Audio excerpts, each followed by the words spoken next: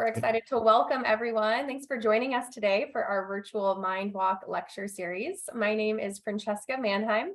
I'm a California State Park interpreter working in the San Luis Obispo Coast District. Right now I'm at the Morro Bay Museum of Natural History. We've got a great presentation for you today, so thank you all so much for joining us and joining Dan Robinette from the Point Blue Conservation Science Organization. We've got a really fun presentation about seabirds for you today. But before we dive into the presentation, I wanted to bring your attention to the visual on the screen. We want to acknowledge that our virtual Mind Walks are a lecture series hosted by California State Parks and the Central Coast State Parks Association, or CSPA. These lectures are hosted twice a month on Fridays, and they're free for all to attend. You can check out the schedule there at the website, centralcoaststateparks.org/mindwalks. And these programs are kindly underwritten by the Thomas E. and Mary Kathryn Eltzroth Fund and supported by the Central Coast State Parks Association. Today's presentation will last around 45 minutes, and there will be time at the end for questions. To ask our presenter questions, there's a Q&A box, hopefully on your Zoom, that you can find there. So go ahead and feel free to enter your questions throughout the presentation. We will hold all the questions until the end in case Dan does happen to answer your questions. But then you can also add more questions as they come up or at the end. We'll be sure to try and get to all of those. And today's presentation will be recorded. So if you have to head out for some weekend plans, or if you want to share this with a colleague or a friend, we'll have it up on the YouTube channel in about a couple of weeks. So the link for that can also be found at the centralcoaststateparks.org/mindwalks. It has all of the past recordings on there as well. So finally, if you'd like to help support the virtual Mind Walk program or other state park educational opportunities, also visit the centralcoaststateparks.org website and check out their Friends option, where you can donate to these programs, receive some perks, and become a friend of the Central Coast State Parks Association. So now I'd like to go ahead and introduce our speaker and get us started on our presentation for today. So Dan is the Coastal Program Leader for Point Blue Conservation Science. He earned his BS in Marine Biology and MS in Biology from California State University at Long Beach. He currently leads research and monitoring programs along the California coast, with much of his work focused on developing marine birds as indicators of ecosystem processes and conditions.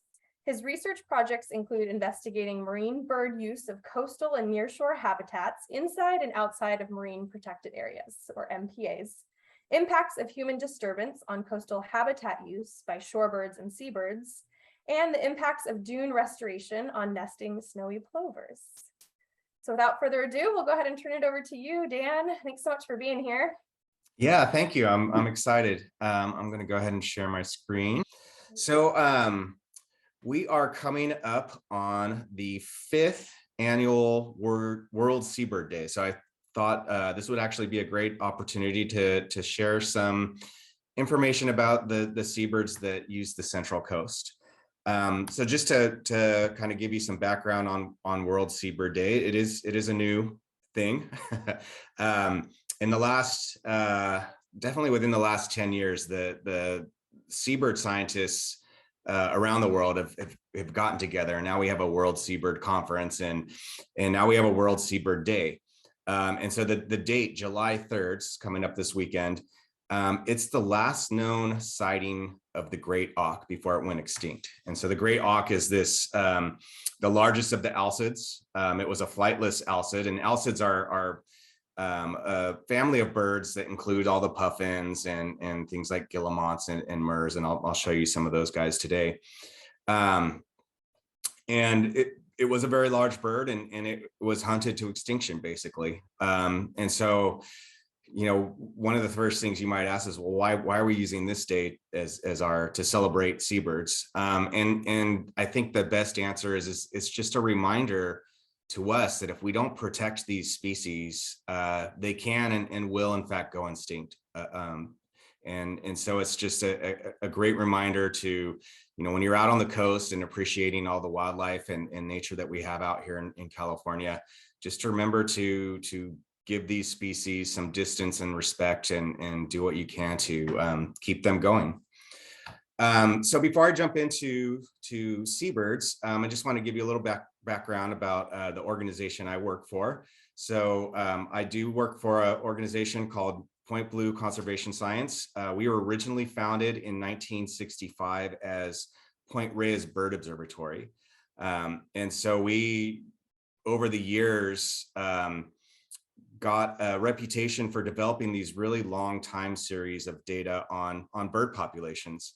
And we were able to start developing these species that we're studying as indicators of greater processes that are happening in the ecosystem. And so now we really focus on using these indicators to help us guide solutions for climate change and habitat loss and all these other threats that wildlife are facing on the planet. And we try to help managers and policymakers come up with nature-based solutions and nature-based solutions that benefit both wildlife and people. So we're not trying to just say, oh, let's do everything we can for wildlife. We're trying to find solutions that really benefit us both. Within Point Blue, I manage the coastal program, and here we focus on marine birds. And again, we're using them as indicators to guide things like restoration and management of nearshore ecosystems, just by tracking the response of these birds to different management decisions that are made. We have a number of key partners, both federal and state agencies and local land managers. These are some of the key partners that we have. So that's where I work. That's what we do. I encourage you to visit our website if you want to learn more. It's pointblue.org. So let's go ahead and jump into the seabirds. So as I mentioned, we at the coastal program, we use marine birds as indicators, and there's a lot of different birds that fall under this category of marine birds. The shorebirds that you see foraging along the shore, they oftentimes have long bills that they're probing into the sand. There's another group of birds that we've referred to as the waterfowl. So these are the ducks and the grebes and the loons. Marsh birds, oftentimes, as the name suggests, you find these in marshes, but they're marshes that are influenced, marshes in estuaries that do have a marine influence. So the egrets and the herons, and you even see, along our coast, you'll even see these egrets and herons foraging in the intertidal. So they definitely are marine birds, and even raptors. So things like peregrine falcons, bald eagles, osprey, these are birds. Peregrine falcons are foraging on marine birds. The ospreys and eagles are foraging on fish in the ocean. These are birds that we don't typically think of as marine birds, but they're definitely part of that marine ecosystem. And then there's this group over here, the seabirds, and that's the group that I want to focus on today, as we're going to celebrate the World Seabird Day. So I'm just going to spend a little bit of time defining what a seabird is. Why do we have this distinct category for seabirds? I'll talk a little bit about some of the seabirds that are along the central coast. I want to talk about some of their threats, but I really want to end the talk today with some of the conservation victories. Hopefully we can leave today and go into this weekend with some hope for seabird conservation. So what is a seabird? Well, seabirds are typically long-lived. That's one characteristic that we use for that kind of identifies seabirds. So for a great example is, I don't know if you've heard of this bird, Wisdom. It's a Laysan albatross that breeds out on Midway Atoll. Wisdom was banded in 1965. And so Wisdom was banded as an adult. So scientists estimate that she was at least 5 years old when she was banded. So she was probably hatched in 1951 or earlier.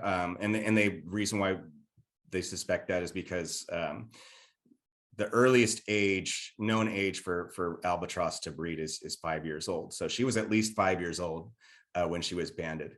She is still alive today and actively breeding. So at 71 years old, this bird is actively breeding and successfully breeding. She's still rearing young. So if you think about that, that's an incredible that's incredibly old to be raising young.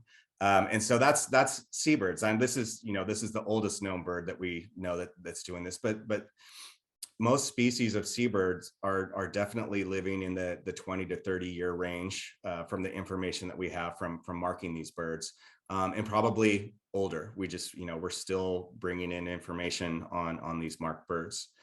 The reason why they're long lived is because the ocean varies greatly from year to year. So we look out at the ocean and you just see this large mass of water, and it looks pretty consistent.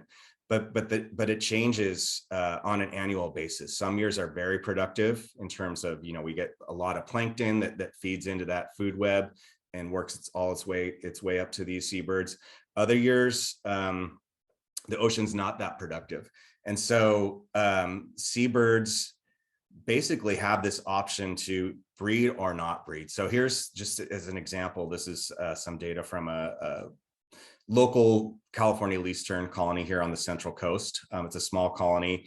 And in the blue, we see population numbers. So this is the number of birds that bred at this colony each year. And we could see these large, peaks and valleys in this population from year to year. It's not a very stable population. And that reflects changes in the local oceanography. So some of the more extreme changes, so we can see here in 2004 and 2006, the population went to 0.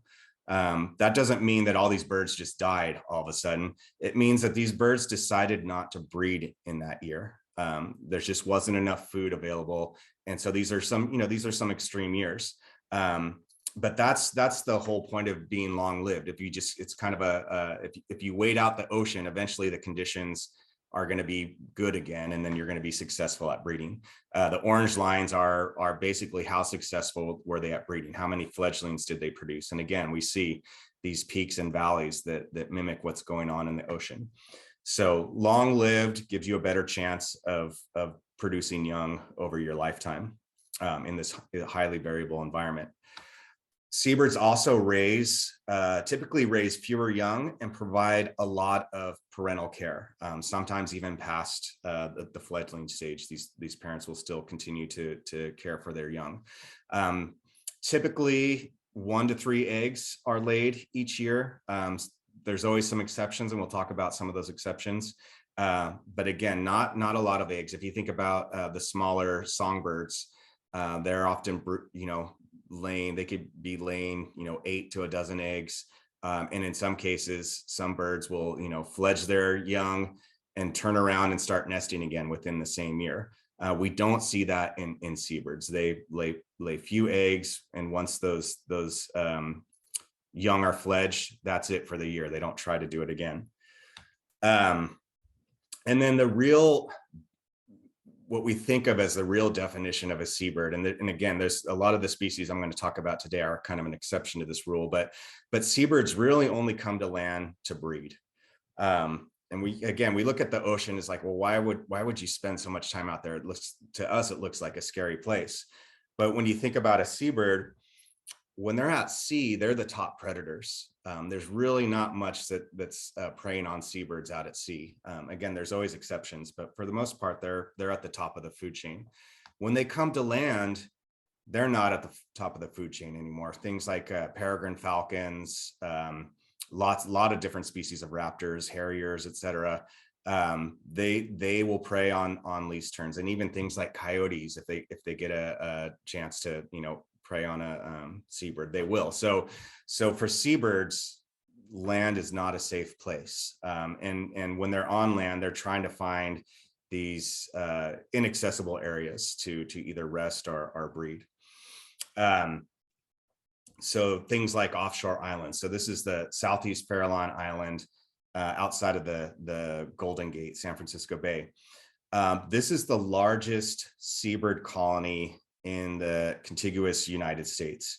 It has 11 species of seabirds, over 250,000 birds breeding on this one island. And this is one species right here in this lower picture here in the lower left is a blind that researchers use out on the Fairlawn Islands, looking at a colony of common murres.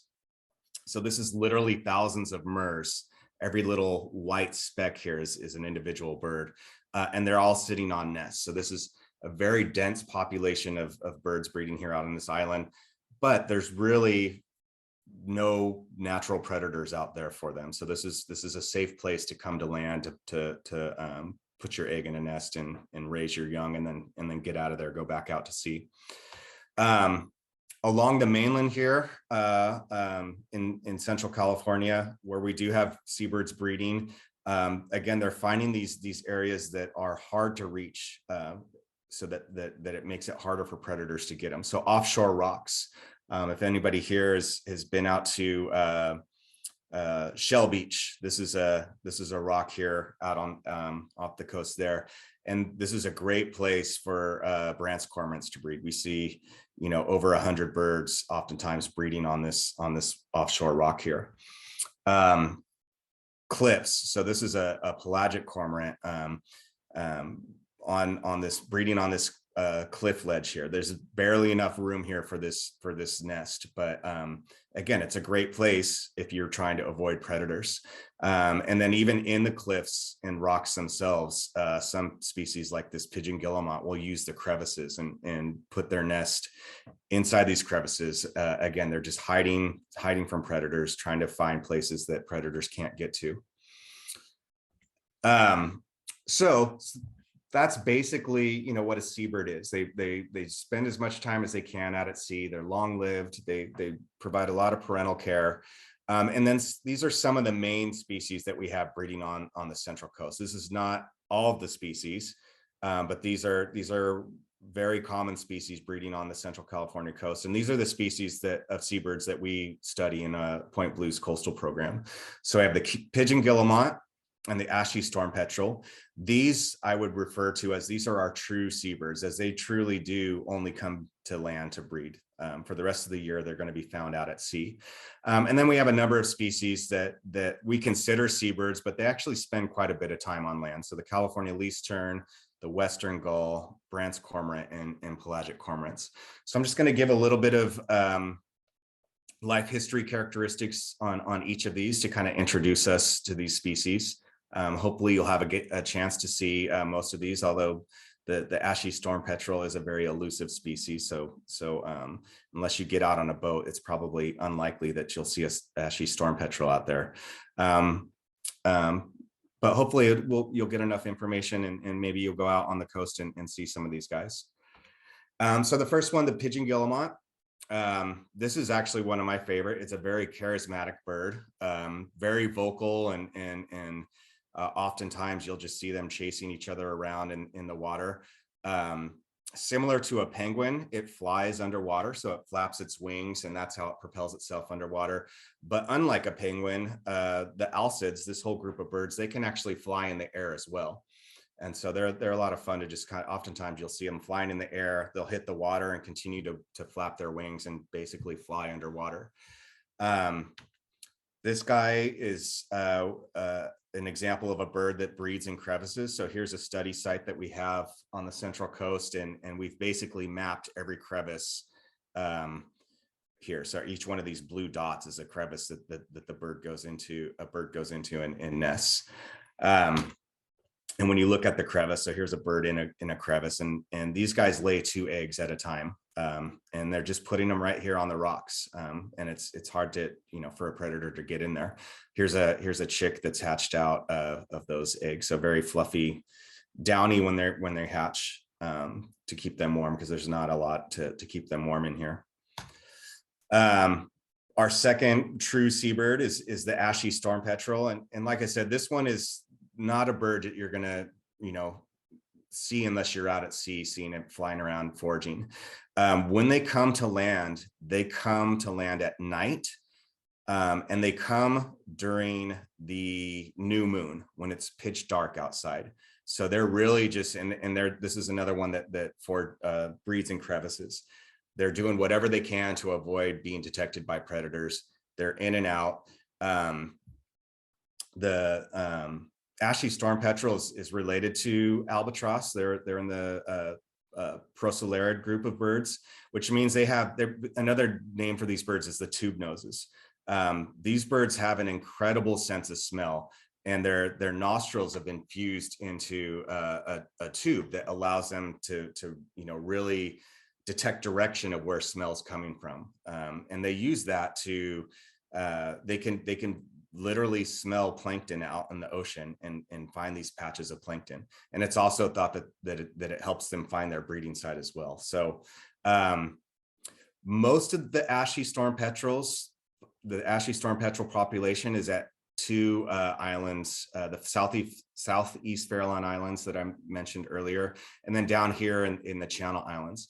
But we do have small populations throughout the coast on these small offshore rocks, and we're learning more and more about them the more that we go out and look. And this past 2021 was the first year that we were actually able to coordinate a range-wide survey of ashy storm petrel breeding habitats. So from Northern California all the way down to Baja, that's the extent of their range.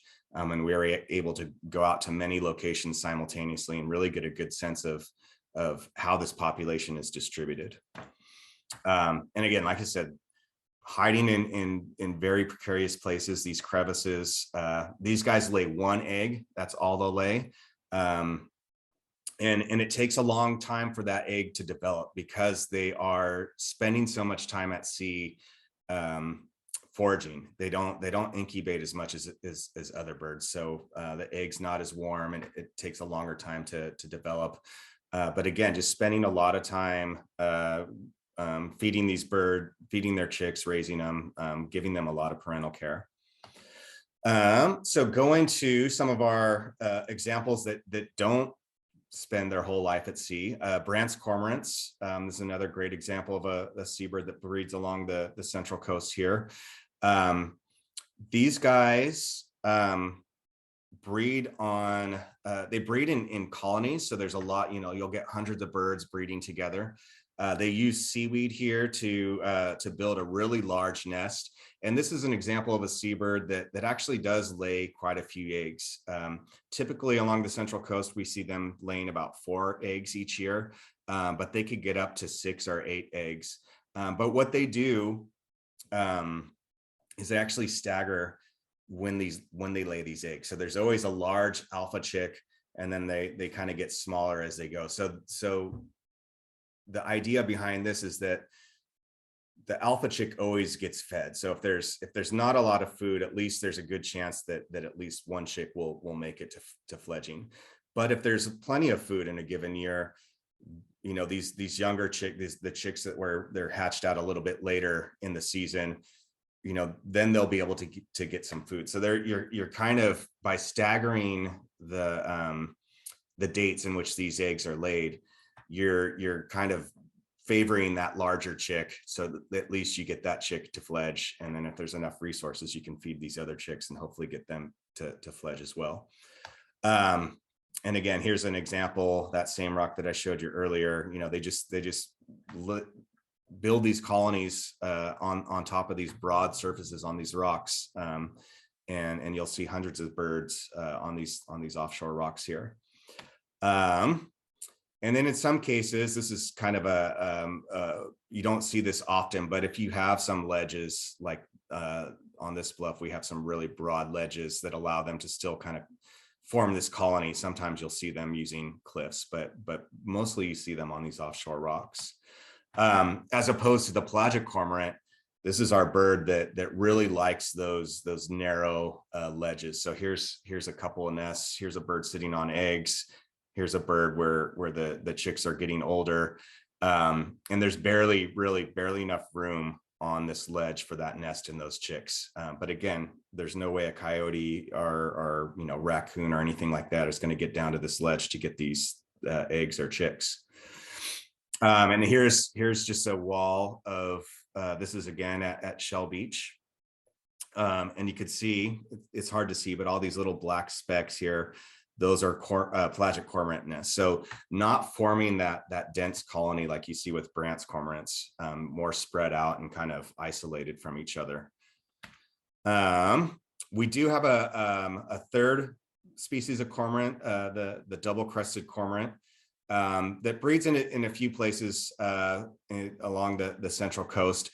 they oftentimes you'll find them in trees, and in some places, again here in Shell Beach, they've actually become kind of a nuisance to the houses there, because they'll basically destroy the trees that they're breeding in, because their guano just covers the tree and kind of smothers it and kills it. So this is another area of conflict between wildlife and humans, and one of the ways to deal with this is try to find other places for these birds to breed, and there are a number of eucalyptus groves up and down the coast that these birds are breeding in. So protecting those areas definitely helps keep them away from some of these more inhabited areas by humans. And so this is an example. Here's in close to Avila Beach. There's some shrubs on this cliff here that they like to breed in as well. Our endemic gull to the coast, actually endemic to the whole west coast of North America, is the western gull. And these guys, you see them breeding in multiple places. They're pretty generalistic in where they like to breed. They'll build a nest with veg, but not a very big nest. So oftentimes you'll see them sitting on their nest like this bird, and it just looks like it's sitting in some vegetation, but in fact there's a nest there. They typically lay 2 to 3 eggs. So again, not a lot of young being raised, and then they'll just do one nest each year. And here's some of the here's a bird feeding chicks here. So again, this is if you just keep your eye out and look along the coast, oftentimes they're pretty easy to spot nesting and taking care of their young. And then finally, this is our endangered species that's breeding along the central coast, is the California least-tern. And they've actually taken a very different approach to breeding. So they're not trying to find cliffs and offshore rocks, et cetera, that are hard to get to. Rather, they're breeding right in the open sand out on beaches. But their way of dealing with this is to really try to camouflage their eggs and their chicks. So they don't build a nest. They create what we call a scrape, and it's literally they scrape this shallow depression in the sand and they put their eggs in that, and you can see they're speckled sand color. They're very hard to see, which is great if you're trying to hide your eggs from predators. Not so great on California beaches where you have thousands of people walking around, hundreds, thousands, and they're not necessarily watching where they step, and oftentimes these eggs are easily it's easy to just trample over these nests, and even if not, getting the bird up off the nest exposes it to heat. Like in Southern California, we know those beaches get really hot during the day, and then even the Central Coast, the opposite, really foggy, cold days, chilling these eggs could stop their development. So these birds are endangered because there's a big conflict between where they want to breed and our recreational habitat, where humans like to go. We love the beach. Again, looking at their chicks blend in really well with the sand, which helps avoid predators, but it doesn't help avoid lots of humans walking around on the beach. So those are the most common species, I would say, breeding along the Central Coast. But again, there's a lot of species that are using the Central Coast, so I'm not covering them all, and I encourage you to go out and get your bird guides and just explore and discover what we have along the coast. But when you do go out on the coast and enjoy the seabirds out there, just think about some of the threats and how we can minimize those. So I do want to talk a little bit about the threats before we go into the conservation victories. One of the first threats I'll mention, and we kind of brought this up with the least-tern here, is just habitat loss. Especially along the coast and throughout the world. Humans love the coast. We love to live out there. We love to recreate out there. And so there's been a lot of habitat loss throughout the world. whether it's, loss of beaches to humans using them, like what has caused least tern population to decline. But even there's this species, the marble murrelet, that breeds in old growth forests, and so just logging has destroyed this bird's habitat. And so this species is federally threatened, but it's endangered in Oregon, where we have a lot of the logging happening. So this is a major threat to seabirds, and it's hopefully something we can slow down and maybe even start restoring some of these habitats. And we've come to a point where the human population is so large that we really do need to think about setting some of this stuff aside and just not touching it, so that these species can continue to exist. Introduce predators. So we talked about, a lot of seabirds are breeding out on these islands and offshore rocks that historically didn't have any mammalian predators. But as we started exploring the world in ships, and we get these shipwrecks, or even we, occupy an island like Hawaii and the Galapagos, we have brought these mammalian predators to these islands, and they've wreaked havoc on these islands. There's a lot of effort going on right now, and I'll talk about one effort here at the end of the talk, to eradicate these mammals, because they get in, they eat the eggs of these birds, they eat the chicks, and if you don't have that successful reproduction, you're not replacing aging adults in the population, and so populations will decrease over time. Fishing can have a major impact on seabirds, especially gears like long line fishing. Here we have with long line, you're putting out miles and miles of baited hooks, and it's great for catching fish, but you also get a lot of bycatch with some of these gears, and so long line fishing has been detrimental on species like albatross that will also go after the bait on the hooks and then get tangled up in the gear. Another type of gear that I'm going to talk about here in a little bit is gill nets. Gill nets are also very notorious for their high level of bycatch, and they've been very damaging on seabird populations. Oil spills. The more we transport oil, and we have a number of offshore oil rigs, even off our coast here in California, where we're resistant to drilling. These accidents are very detrimental to seabirds, and they've killed thousands of seabirds over the years. And then plastics, and more recently we've been focusing on microplastics. I think we're all pretty familiar with the damage that plastics can do to seabirds. These rings that hold 6 packs of sodas and beer, et cetera, together.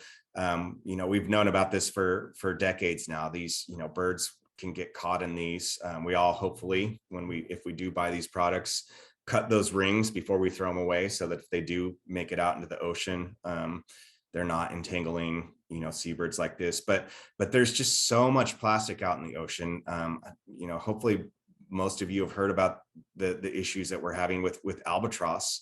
Albatross eat gelatinous zooplankton, so just things like jellyfish that are floating in the ocean. Plastic oftentimes looks a lot like gelatinous zooplankton, so they're picking up plastic and feeding it to their chicks, and of course the chicks don't get any benefit from that, right? Because it's just plastic. And so there's all these images of albatross chick cartridges, or carcasses that are just filled with plastic. But now that we've had plastic floating around the ocean for decades, that plastic is breaking down, and we're getting microplastics, and even some of the processes of making the plastic. Some of these industries are releasing as waste some of these microplastics into the ocean. We're just now starting to realize that there's a lot of this out in the water, and things like anchovy that are filter feeding plankton out of the water are also filter feeding these microplastics, and we don't really know what that impact is on the fish, and then also to the birds that are ingesting these fish. So this is a big area of study right now. A lot of the chemicals that we've used in agriculture, especially DDT, these were detrimental to not only seabirds, but birds like the bald eagle, the peregrine falcon. These chemicals work their way up through the food web and get into these top predators. And for birds, it affects their ability to put calcium into their eggshells. And so you get eggshell thinning. And of course, when you have a thin eggshell and a bird sits on that egg to incubate it, it breaks. And so we had, years and years of birds failing to reproduce because they were breaking their eggs. And so that resulted in, we eventually banned DDT, which was a good thing. And then finally, the big question mark, climate change, right? We're watching the climate change every year. It's, we're breaking records with temperature, et cetera. And so in terms of the ocean, when we think about climate change, we know that the sea level is rising, and that can affect, that can impact some of these breeding habitats if they start getting covered by the tides. And then we have a number of issues that are going to affect the food web itself. So the food source for these birds, marine heat waves. So this image down here is the warming of the North Pacific in 2014 and 15. Scientists were calling this the warm water blob. It was just this layer of warm water sitting on top of the ocean that was preventing nutrients to getting up to the phytoplankton. And so we had a very unproductive ocean during this time. Now we're calling these marine heat waves, and we expect them to keep coming back. We don't know how frequent, we don't know how bad they're going to be, but this is going to be, this is something that we're going to be watching as the climate continues to change. Changes in upwelling. Upwelling is a process that, again, brings nutrients to the surface for plankton, and it really feeds into the marine food web. We know that climate change is going to have some drastic changes in upwelling. And so how's that going to impact the food web and the seabirds? We don't necessarily know. And then even ocean acidification. So all that carbon dioxide that is going into the ocean and making it more acidic, that can also have impacts on especially the developing stages of seabird prey. And again, we still don't know what those impacts are going to be, but there's something that we have to keep monitoring for. So there's a lot of threats that we need to monitor and try to mitigate as much as we can. We're not going to reverse climate change, but there are things that we can do to give these species time to adapt to these changes. So whatever we can do to kind of give them a leg up is going to buy them some time to adapt to these changes. So I do want to switch now. I think I still have some time. And I want to talk about some of the victories that we've had with seabird conservation, and some of the things that are going to help us buy time for these birds.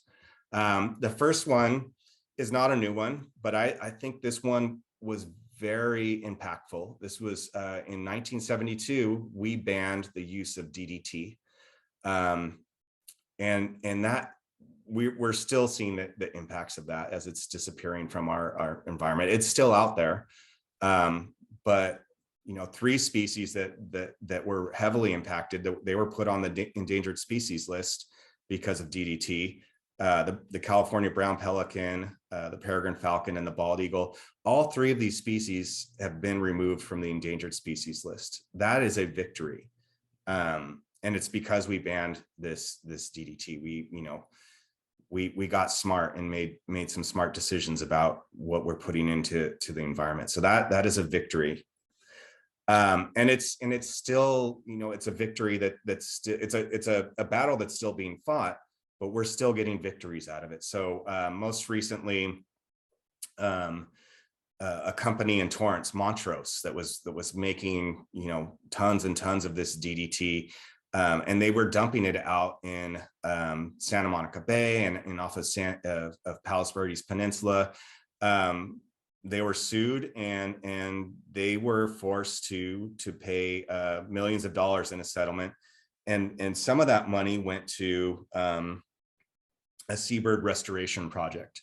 And so some of the projects that came out of that, there was a lot of nesting habitat that was restored on Santa Barbara Island, also at Santa Cruz Island, San Nicolas Island. They used the money to remove feral cats, so they got rid of feral cats on San Nicolas Island. All these things are benefiting seabirds, and again, buying them that time to adapt to climate change. And it was an international success as well. We were able to send money down to Mexico, and some of the really important seabird islands off of Baja, some of the ones that have the ashy storm petrel that I talked about earlier. We were able to make a huge impact with not only just restoration on those islands, but establishing long-term monitoring programs that weren't in existence down there, and then even educating the local communities about the importance of these islands and the seabirds that use them. Another victory is we have over the years banned the use of gill nets in California, and now it's looking like we're going to be able to ban it in all of the U.S. waters. So again, similar to the longline fishing that I talked about earlier, these are nets that extend for miles. They can go up to, some of these can extend up to 2 miles. Some of them are deployed on the bottom of the ocean.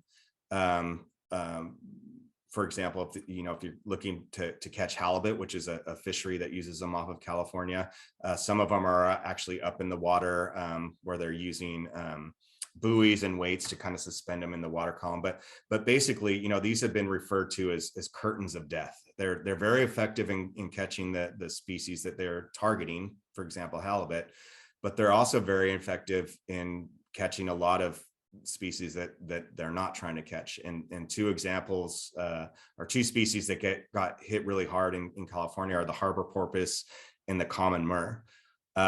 So before 1987, when we started banning the use of gill nets, it's estimated that we lost 70,000 common murres to gill net bycatch. And so once we started realizing, seeing these murre colonies just being abandoned, essentially, they're, all these offshore rocks that were being used by murres, murres were just disappearing. We did start banning the use of gill nets. After 1987, going into the 1990s, most counties in California banned the use of gill nets. There's only really 2 places, Monterey Bay and Morro Bay, that boats were still, coming out of and using gill nets. And so more recently, in 2018, California passed a bill that bans the use of gill nets by boats docked in California ports. And it also establishes, they committed $1 million to establishing a buyback program. So where the state is buying gill nets from the fishing community, so that they, to help them transition away from this type of gear. And from what I hear, that the fishing community is actually participating in this buyback program. So again, a huge victory there.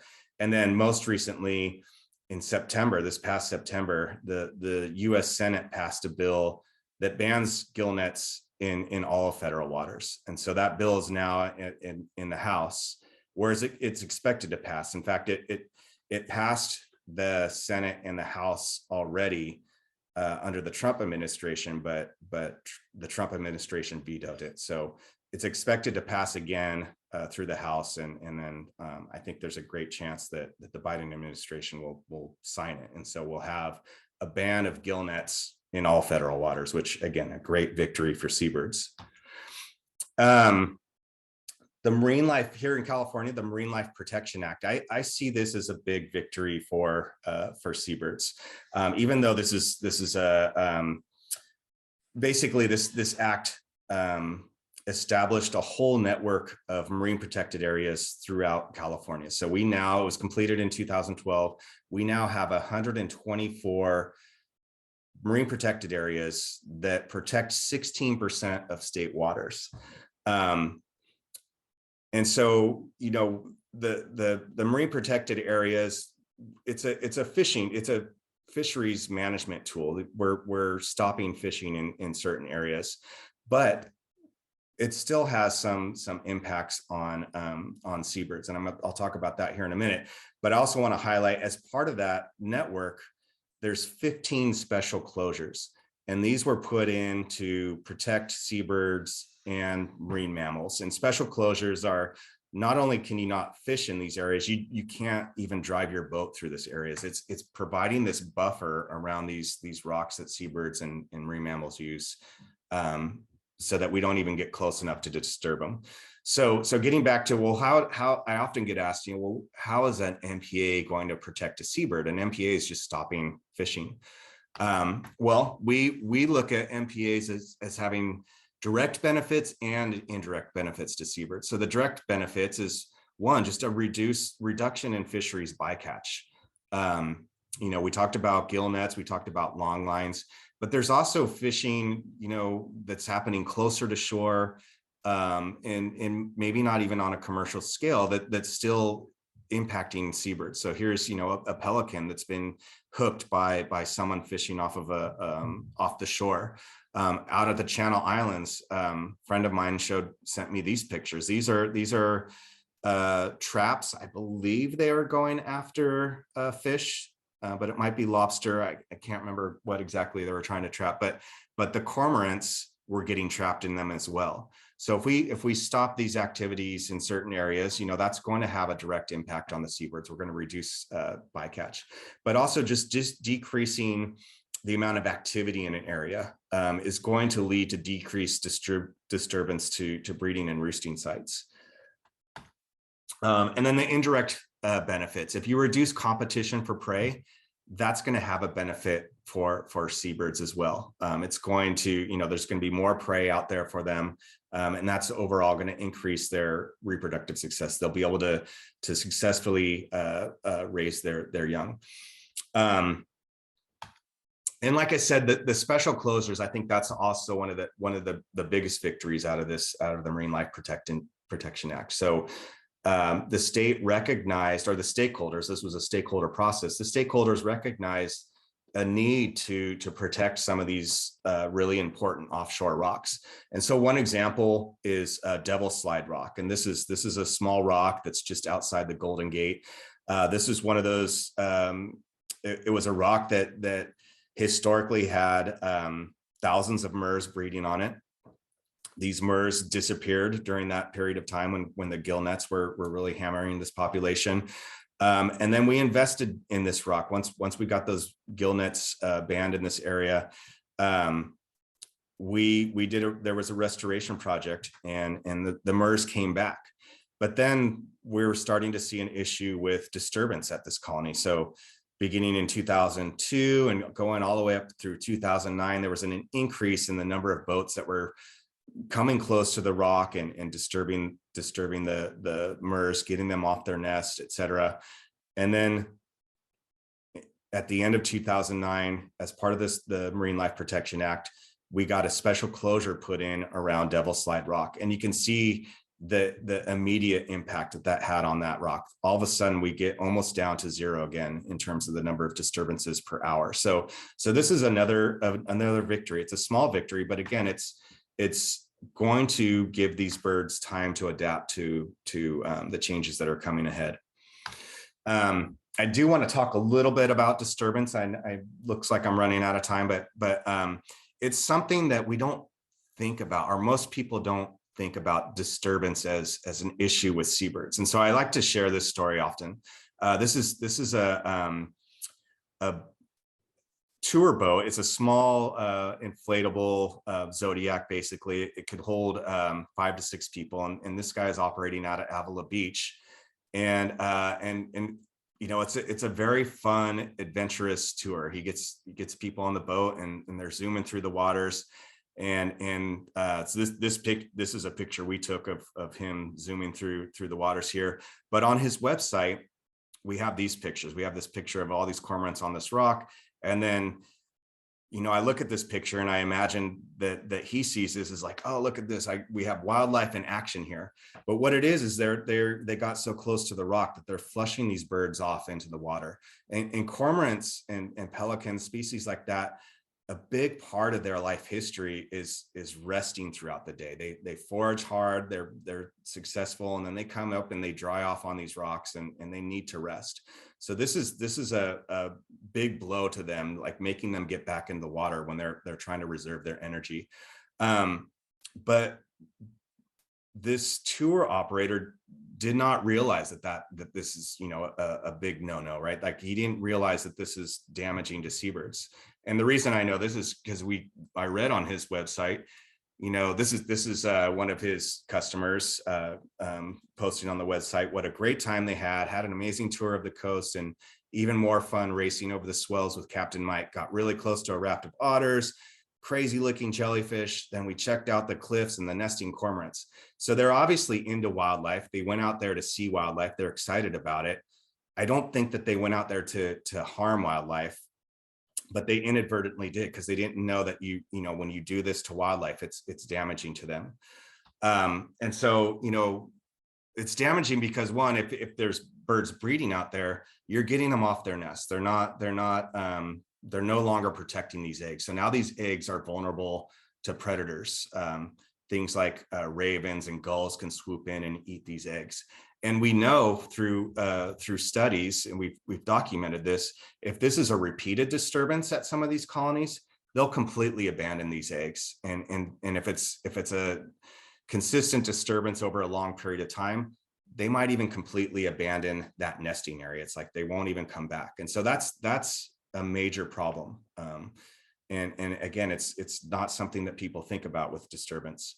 But even as I mentioned earlier, some of these species like cormorants and pelicans, they need to rest during the day. They also need to dry off. Some of these species don't have really well-developed oil glands, so they don't have a lot of oil on their feathers, which means they get wet, right? One of the important features of feathers is you have all this oil on feathers, the water just rolls off of most birds like ducks, and they're not getting wet underneath the feathers. Well, cormorants and pelicans actually do get wet, and so they need to get out on these rocks to dry off, or else they subject themselves to potential hypothermia. So this is something, again, that I see the Seabird, the Marine Life Protection Act, and these special closures. These are victories, but these are also victories that we can continue to create just by word of mouth. When you see people out there disturbing birds, maybe say, hey, you probably don't realize it, but that's actually, pretty damaging to those birds. We need to give these birds space. Couple last victories, just to kind of wrap it up here. Another recent act in the U.S. Congress is the Forage Fish Conservation Act. We spend a lot of time managing fisheries, the fish that we take to eat ourselves, but we haven't really thought about, well, what do the top predators in the ocean need? What do they need to feed on? What should we be protecting there? And so we have this class of organisms in the sea that we call forage fish. And it's basically anything, it could be krill, it could be anchovies, it could be young of the year sand dabs or rockfish, the babies that the birds are eating. These are all within the category of forage fish. And so this new act, the Forage Fish Conservation Act, was introduced this past October. It's introduced in the House, and it's made it to the committee level. So it's still being discussed, and we're hoping that it'll pass the House, and then hopefully something similar will pass the Senate. So, but just the fact that this has been introduced, I see this as a victory. It's awareness that we need to protect these forage fish. So the act itself, it calls for a number of things, but the parts that are significant, I think, to seabirds is one, it requires a science-based definition for forage fish. So before we can protect something, we really need to define what it is, right? And I kind of gave a broad definition. It's basically anything that seabirds or marine mammals or even upper trophic level fish, the large fish that we're fishing, that are eating these smaller organisms. You know, all these prey are considered forage fish, but we really do need to have a good definition so that we can protect them better. It requires that we assess the impact that a new forage fish fishery will have on the marine ecosystem before we can allow that fishery to move forward. So that's not something that we've had before. You know, thinking about what's the impact to the ecosystem before we start a new fishery. You know, if we're going to start fishing krill, well, we need to understand what that's going to do to the ecosystem, because krill is such an important component of the food web. And then finally, which is really significant for seabirds, it requires that we account for predator needs in existing management plans before we can start, you know, fishing that whatever species it is that we've added, or actually existing, right? So things like anchovies. Now we need to, if this bill passes, we're going to need to start thinking about, well, how many anchovies do we need to leave in the sea for the predators before we can start taking anchovies for ourselves? So I think this is, like I said, it's been introduced, but just the fact that it was introduced is a major victory. And then finally, the last victory I want to talk about is very local here at the Southeast Fairlawn Islands. As I mentioned earlier, it's the largest seabird breeding colony in the contiguous United States. And it has a major problem with introduced house mice. It's estimated that there's about 60,000 house mice living on the island. And again, as we mentioned earlier, mammals like mice that have been introduced can be detrimental to these islands. They eat the eggs, they eat the chicks. And on the Farallones, there's kind of this complex relationship with burrowing owls and mice in the ashy storm petrel, where the mice are attracting these burrowing owls to come in to the island. And then while the burrowing owls are there, they actually start hammering the ashy storm petrels. And it's been Point Blue's been monitoring this for years, and we've have demonstrated that this is having a major impact on the ashy storm petrel population. And so there is a proposal to eradicate this mouse population, and it's somewhat controversial because it's using rodenticide, which is, nobody would advocate for the use of rodenticide, but in this case, it's, we have 60,000 mice that we need to get rid of. And so if we have a controlled one-time use of this rodenticide, it's, the benefits are going to outweigh the risks. And so one of the big hurdles to this is the California Coastal Commission just in this past December approved this project to move forward. So there's still a lot of hurdles, but hopefully we'll make it there and we can get rid of these introduced house mice. So with that, we're at 2 o'clock. So I apologize. I think I went a little bit long, but I just want to acknowledge all the agencies and funders that have made our work possible along the Central Coast. And then also just all the staff and interns and volunteers that have worked so hard to produce all the data that we need to help make these impacts on these seabird populations. And with that, if there's any time for questions, I'd love to take some questions. Great. Thanks so much, Dan. That was very comprehensive, and I liked how you included the victories there. So some feel-good moments along the way. Yeah, I'd like to have a good weekend. So let's end with a happy note. Yeah, and we've had a couple of questions rolling in. If anyone's still sticking around, feel free to enter them into the chat. This will be recorded if anyone does need to leave. Want to be respectful of everyone's time, but I'm fine to stay on if you are, Dan, a bit longer to answer questions. Is that yeah, absolutely. Cool. So the first one that came in, someone was wondering about that example you showed in Avila Beach, about that specific captain. Do you know if anyone has contacted them or if he's been able to modify his tours? Yes, I'm sorry. I thought I mentioned that, but that was kind of the victory part of that story. State Parks did contact that captain, and we saw an immediate impact the following year, knowing that just again, yeah, the power of education, right? Like he's not out there to disturb necessarily, and so when we pointed out that he's having a potential impact, he definitely stopped. We haven't been out there monitoring this was back in 2012, 13. We haven't really been out there since, so I don't know, what's happening, but it was at least a short-term story or victory that he was, he did change his behavior. Yeah, that's great to hear. And we see that a lot, working in interpretation. A little bit of education goes a long way. Yes. A lot of people love these animals. We just don't want them to love them to death, literally. So yeah. And another question, more specific to our local population of snowy plovers at the Oceano dunes. I know you have a colleague working on tracking that population, but it looks like someone's just curious about an overall view of the future for that program and the health of the plovers. Yeah, it's Oceano. We have staff working with the state parks there, and then even here at I'm at Vandenberg Space Force Base now, and we have a very healthy population of plovers here as well. And the victory there is one, we have these expanses of dune that haven't been developed, so that the habitat's there, and in both cases they're being very well managed, and so the plovers are doing very well at both places. It's much more controversial at Oceano because a lot of the riders want all of the space and don't like the closures. But we also, it's controversial here at Vandenberg because we do have beach closures. But I think that's the world we live in now. We need to have space for these guys and space for us.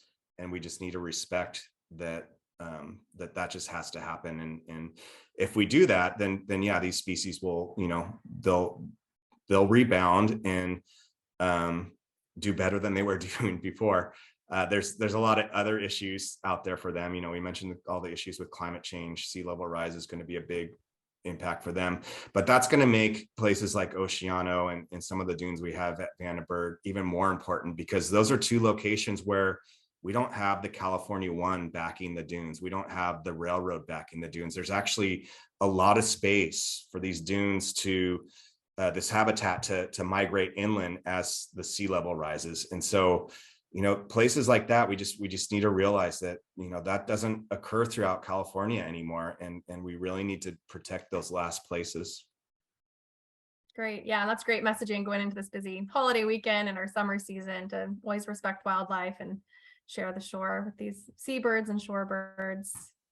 Awesome. Yeah, seeing a lot of positive comments coming in. Everyone's saying thank you, excellent presentation. And one final question maybe here about volunteer opportunities. Does Point Blue have any volunteer opportunities? We do, yeah. I'll just type my email here in the chat.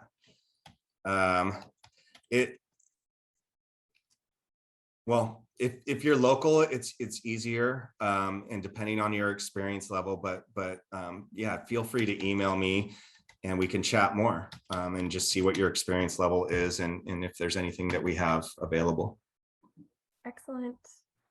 And I'll answer this, or we'll address this one other question, because I do love burrowing owls. So wondering, what is the likelihood of burrowing owls will continue going out to the Fairlawns to prey on the petrels after the mice are eradicated? So we've done quite a bit of modeling. We being Point Blue, I'm not actually involved directly in that project. There's never any guarantees, right? We get the data, we analyze the data, and then in this case, we've made some predictive models with the data, and the models indicate that yeah, if we get rid of the mice, then that really is what's attracting the owls out there, and so we are pretty confident that that's going to solve the problem, so much so that we have really been active in trying to get this project to move forward, even though we know it is a very controversial project. Interesting. All right. Well, I'm seeing the questions slow down. I want to thank everyone so much for joining us. I put Dan's email there again into the chat. This presentation will be up on YouTube if you want to come back and look at any of the slides in a few weeks, because there were some great photos in there and some great charts from all the data that your team has worked so hard on. But I want to be respectful of everyone's time and wish everyone a happy and safe 4th of July. As you exit this presentation, there will be a quick exit survey. So if you have a moment to fill that out, that helps give us some feedback about these free lectures and ways we can improve, other topics you might want to hear about. We really appreciate your feedback. So thanks again so much, Dan. That was an awesome presentation. Thanks for all the work that you do every day, and to your colleagues. Have a great one. Great. Thank you. Have a great weekend, everybody. Bye, everyone.